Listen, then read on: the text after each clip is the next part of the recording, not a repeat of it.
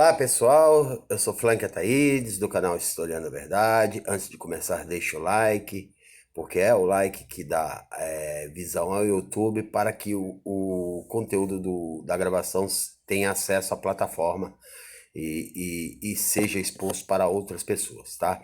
É, eu não ia falar, até porque muita gente já falou, né? Mas a gente tem que falar porque é uma coisa que não deveria jamais acontecer no século XXI. É o fato daquele menino, né, dependente químico, negro, que foi chicoteado no supermercado por ter roubado uma barra de chocolate durante 40 minutos por seguranças, tá? Isso mostra uma característica que no Brasil de Jair Bolsonaro a gente não adianta argumentar com a história, não é? Porque eles não conhecem a história e detestam a história e relegam a história e tentam modificar a história de qualquer forma, tá? Para que seja mais transformada numa história fantasiosa e não uma história real do que realmente aconteceu, tá? Então parto para o lado empírico, não é? O que seria o lado empírico? O lado de observação. Aquele jovem negro, dependente químico, né, pego com a barra de chocolate, levado, torturado, não é, por causa de uma barra de chocolate, por seguranças que não são donos do supermercado e que estão na mesma condição de pobreza daquele jovem, mas que não se percebe como explorado e muito menos na condição de ser pobre, porque segurança de supermercado é pobre também, é classe trabalhadora. E para ele chegar à condição daquele menino, basta ele perder o emprego, tá?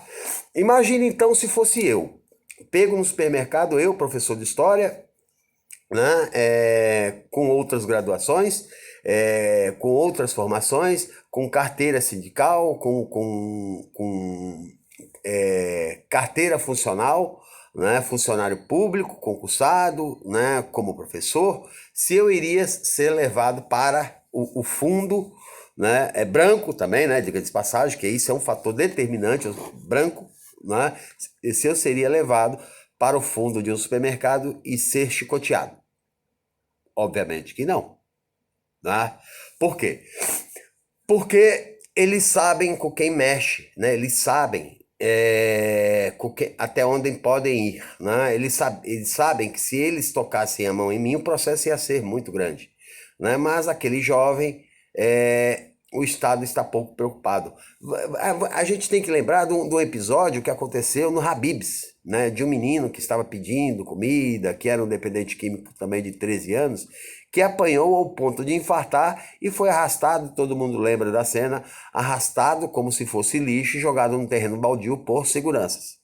Tá? Que não se entende como classe trabalhadora e que não se entende como explorado e que não se entende que o supermercado, né, ganha muito dinheiro em cima das costas dele e que não se entende que eles serão os processados. Porque o dono do supermercado é o primeiro a dizer, eu não falei para eles fazerem isso. Né? E provavelmente eles já foram demitidos. Por quê? Porque o dono do supermercado, embora tenha a intenção de que isso aconteça, muitas vezes, né? Ele vai tirar o dele da reta porque ele não está preocupado com o seu funcionário. Tá? Então, é um processo que mostra a violência dos corpos negros no Brasil. Um detalhe da Secretaria de Segurança de São Paulo, né, de 2003 a 2014, foram assassinados 13 mil jovens brancos e 20 mil jovens negros. Tá? Isso mostra as desigualdades existentes no país e que mostram também os graves problemas das periferias brasileiras. Tá? Quando a gente vai para o Rio de Janeiro, isso não tem nem como se comparar, né? Por quê? Porque o Rio de Janeiro é um estado, embora extenso, ele é estreito, não é? Então a periferia, né, está muito próxima da elite, da burguesia, e não só isso. Rio de Janeiro foi o penúltimo estado, o penúltimo estado a ser capital do país, né? Inclusive ainda na época da escravidão, e portanto tem uma grande concentração de negros que serviam aos donos de Casa Grande e que serviam à aristocracia, né, da monarquia brasileira, né, e que lá permaneceram, né, desde da abolição da escravidão, como quando foram a eles negado o emprego, né, e foram jogados para os morros cariocas. Começa aí a concentração das favelas cariocas. Nasce aí, por exemplo, a Rocinha. Né? Esse processo se agrava quando? Se agrava na revolta da vacina em 1904.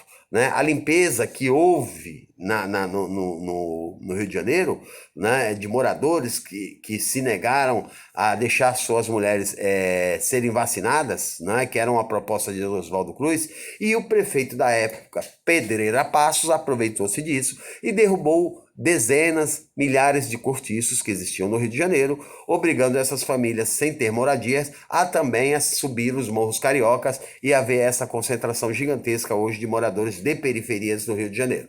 Tá? E eles são fruto de quê? Violência. Notem, por exemplo, quando esse governador Witzel, né, ele sobe hoje, vamos combater a violência e etc, etc. Primeiro, o papel de governador não é fazer merchandising, subir em helicóptero e ir atacar. E fica mais feio para ele quando ele manda metralhar uma comunidade de pobres, porque para ele o significado de ladrão, de bandidagem, é ser pobre. Tá?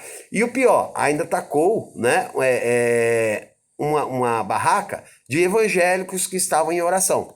Não é? Então ele não matou o suposto traficante que ele dizia, e no Brasil não existe pena de morte, mas atacou gente que não tinha nada a ver com nada de crime. Né? Sendo que os maiores criminosos são pessoas que administram o Estado, por quê? Porque não cumprem a Constituição. E ao não cumprir a Constituição, aumenta a segregação, né, de desigualdade social, aumenta a segregação, aumenta a falta de educação, a ausência de educação, aumenta a ausência do Estado nas periferias, né, e se cria uma lei de sobrevivência. E a lei de sobrevivência vale tudo. Não é? Pensa-se, por exemplo, se um filho de Ike Batista roubasse um chocolate, ele seria chicoteado. Claro que não. Né? Mas um pobre, desassistido, de família desestruturada, isso é resquício ainda, né, da Casa Grande, que embora diga que não exista racismo no país, assim é velado. Não é? O ataque aos quilombolas que o presidente faz, geralmente, quilombolas quem são? Quilombolas são os remanescentes dos fugitivos da época da escravidão e que se isolaram no interior do país para não continuarem se tornando escravos, e são gerações deles que sobrevivem naqueles lugares que, para a lei brasileira, seria uma terra de uso capião e que foi tombada por esse fato. Né? Eles estão ali porque a terra é deles, porque eles estão ali antes de existir alguma lei, né, que pudesse dizer que eles estivessem ilegais ali. Né? E aí a gente também não pode nem mexer nisso, porque a lei de terras de 1850 deu terra para um monte de fazendeiro branco rico, né, que o governo da monarquia proporcionou. Né? Então não mexa com os caras que estão ali, né, os quilombolas que estão ali, que foram descendentes de 350 anos de escravidão, do país que mais escravizou no mundo e do país que foi o último a abolir a escravidão do país. Esse tipo de violência só mostra que o país é desigual e é racista, muitas vezes por boa parte da população, que não vê o negro como um igual. Né, como um ser humano como ele, que julga as pessoas pela pele e não pela condição de caráter, que julga as pessoas pelo fato de ser pobre e não pelo fato de ter virtude, de ter trabalho, de ter ética, que julgam as pessoas sem o mínimo de misericórdia, né, e o pior que aos domingos vão na igreja pedir amém a um tal de Jesus Cristo. Ok, pessoal? Quem gostou, deixa o like e até a próxima.